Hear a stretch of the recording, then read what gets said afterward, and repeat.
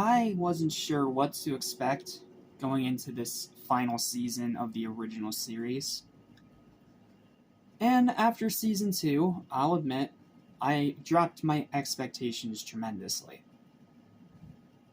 But after actually watching this final season of the original series of Daredevil, I gotta say, holy crap. This is not only the best season of this show, I'd go so far as to say it's one of the best seasons in the history of television. Yes, that is no joke, that is no hyperbole. I'm not trying to overemphasize or over-exaggerate. I'm being serious with you.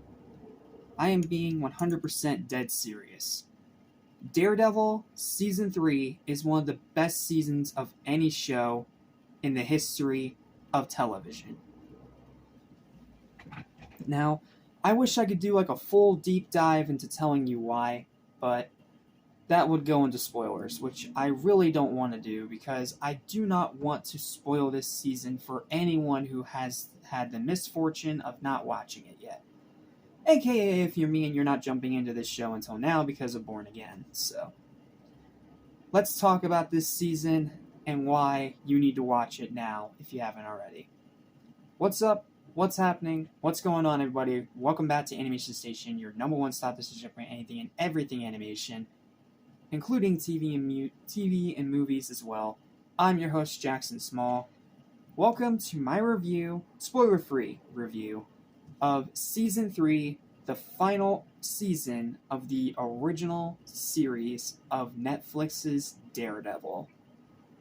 And for a while, it was the end of the entire Daredevil series. Obviously until now, when it's been reborn again thanks to Born Again.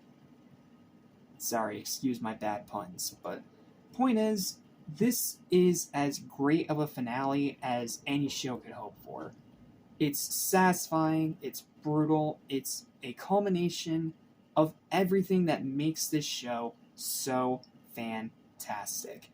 Yes, Season 2 was a cluttered mess, yes, but this season completely steers the ship back in the right direction to the point where, yeah, I can still say this is a great show despite that one drop-off in Season 2, because the rest of the show is incredible. It's some of the most amazing stuff I have ever watched, whether it's superhero, comic book, live action, or otherwise.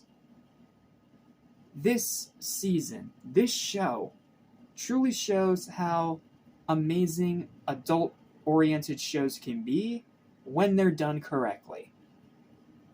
So, I literally have no other way to explain to you why this is so good than to read off my written review. Now, it's not as long and detailed as my review of Season 2 was, but it still, I think, perfectly sums up my thoughts on why this season is such a phenomenal final note. So, here it is. I hope you enjoy. After how much of a cluttered mess that the second season was, I didn't have my hopes too high for this third season. I went in ready for more of the same, so it is so relieving to tell you that it's not only better than its disappointing predecessor, but it did something that I didn't think it could ever do: surpass its masterpiece first season. This is not only an incredible final season of the original series, and not only the greatest of the entire show, but I'd go so far as to say that it's one of the best seasons in the history of all television. Period. My biggest issue from Season 2 was how it lost itself in its messy, convoluted plot after its stellar first 4 episodes. Season 3 immediately fixes this by returning to one focused, overarching narrative, and returning Kingpin back to his rightful place as the main antagonist after being nothing more than a glorified cameo in the previous one. There's no forced mystical garbage, there's no terrible relationship nonsense, there's no ninja conspiracy garbage, just a violent and brutal struggle against the embodiment of evil and his corrupted followers.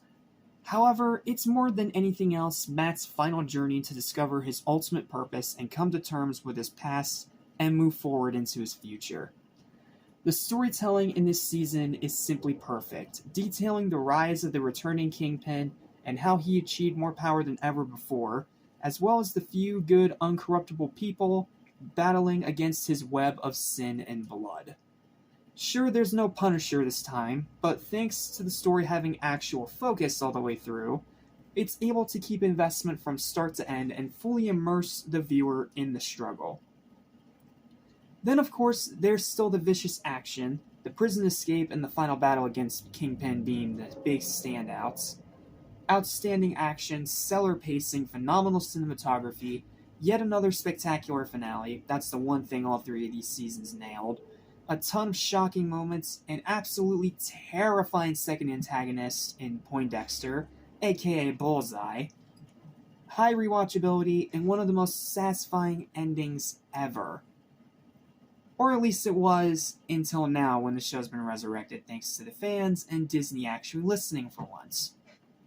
It's dark, it's tragic, it's unrelenting, it's the culmination of everything that Daredevil has been building up to.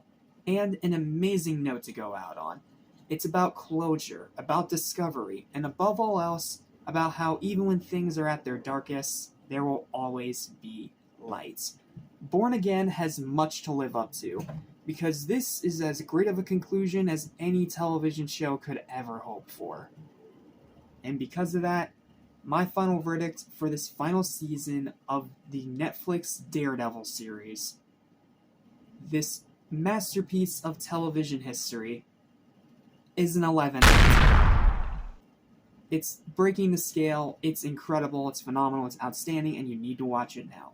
Season 2 is more than worth suffering through to get to this. Oh, and Defenders too. You do have to watch that because the beginning of this season starts with what happened at the end of that season. It's really confusing, but point is, that mid stuff is worth suffering through because this third season is such a phenomenal closeout. And that's it. And that's all my thoughts on the Netflix Daredevil series. So it starts out amazing, gets really rough around the middle, and then it finishes on a very high note.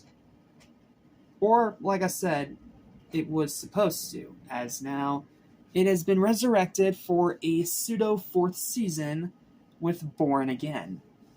Now, this season's not going to conclude at least until April or May. And unlike my Dragon Ball Daima or anime reviews, I can't really do an episode-by-episode breakdown, so instead, a lot like I'm doing with Season 5 of Harley Quinn, I'm going to wait until the entire season is finished, then watch it, and then give you my thoughts on it. Though yes, I have gotten spoiled about the big shocking thing that happens in the very first episode of Born Again. Because, you know, the internet just can't shut up.